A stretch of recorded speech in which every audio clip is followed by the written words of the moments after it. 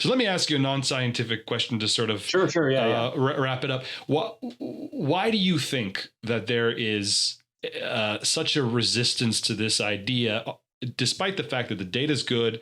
It's a simple idea with a relatively simple solution. Yet, we saw as soon as this press conference was over, there were scores of videos of people on Twitter, pregnant women, gobbling down Tylenol, and there were in fact some overdoses and some deaths as a result of that. I mean that's lunacy. But why is there such? Tragic. It is tragic. Sorry, it's tragic. Yes, but why such a resistance? Anytime this, I have some ideas that I can share, but I'm curious. What do you think? Well, we have a couple of papers out in preprint, and basically, we already talked about the scientific mistakes, right? If you believe the Swedish paper, which a lot of people still do, I mean, that paper got a huge amount of press, got pushed around the world multiple times, and then we proved that the conclusions were wrong, and then it didn't go anywhere, right? So that's tough.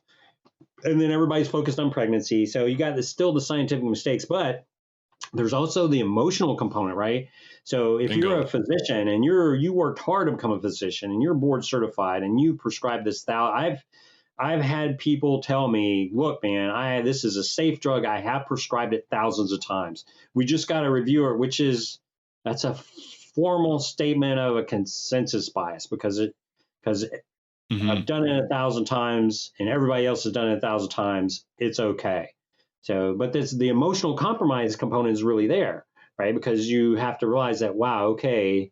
And we're not blaming the parents, certainly, and not certainly blaming the physicians. There is not a mistake to do what you're told is do the best for children, but emotionally, that's a very challenging, and it does create an emotional compromise, which leads to cognitive dissonance. So then you get what's called the invincible ignorance paradigm or invincible ignorance fallacy. No matter how much data there is, we're just not going to believe it. And then when we see that kind of thing coming from reviewers, coming from physicians, we understand that they're human.